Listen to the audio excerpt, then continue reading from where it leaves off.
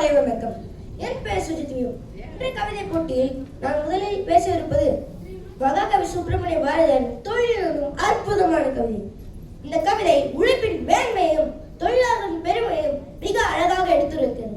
வாருங்கள் இந்த கவிதையின் ஆழமான கருத்துக்களை நாம் சிந்திப்போம்.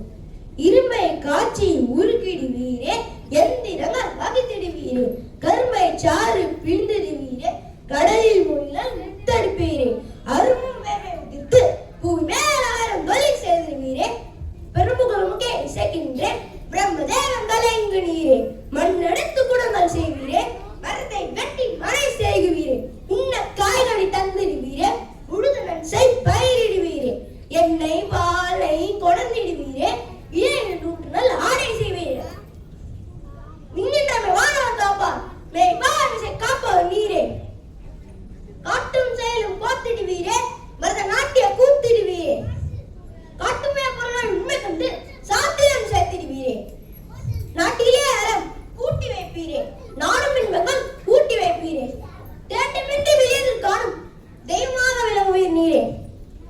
முடிவாக மகாகவி சுப்பிரமணிய பாரதியார் இந்த கவிதை ஒரு தொழிலின் முக்கியத்துவத்தையும் தொழிலாளர்களின் பெருமையும் நமக்கு உணர்த்துகிறார். ஒவ்வொரு தொழிலும் மதிப்பு மிக்கது, ஒவ்வொரு தொழிலாளரும் போற்றத்தக்கவர் என்பதே இந்த கவிதையின் சாராம்சம். அடுத்து தேடிச்சோன் நிதந்தின்று எனும் கவிதை. இந்த கவிதை சாதாரண மனிதர்களின் வாழ்க்கையும் அதிலிருந்து விடுபட்டு உயர்ந்த நிலை அடைய பாரதியார் கேட்கும் வரங்களையும் மிக அழகாக எடுத்திருக்கிறது. வாருங்கள் இந்த கவிதையின் கருத்துக்களை நாம் உள்வாங்குவோம். தேடிச்சோன் நிதந்தின்று பல சின்னஞ்சிறு கதைகள் பேசி மனம் வாடி துன்பமிக உழன்று பிறர் வாழ பல செயல்கள் செய்து நிறைய கூடி கிளப்படுவை மீது கடங்கூற்றிருக்கிறேன் பின்மாயும் பல வேதிக்கை மனித போல விதான நினைத்தாயும் நின்னை சில வரங்கள் கேட்பேன் அவ்விடே என்று எனக்கு தருவாய் என்ற முன்னெட்டிய பயங்கள் இந்த முழா தெரிந்திட வேண்டும். இனி என்னை புது உயிராகி எனக்கு ஏதும் கவலை வரச்சது மனிதனை மிக தெளிவு செய்து என்றும் சந்தோஷம் கொண்டிருக்க செய்யும், என்றும் சந்தோஷம் கொண்டிருக்க செய்யும்.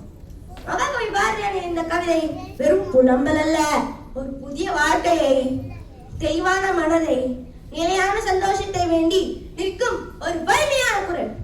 இந்த கவிதைகளை உங்களுடன் பகிர்ந்து கொண்டதில் நான் பெரும் மகிழ்ச்சி அடைந்தேன். இந்த வாய்ப்புக்கு நன்றி.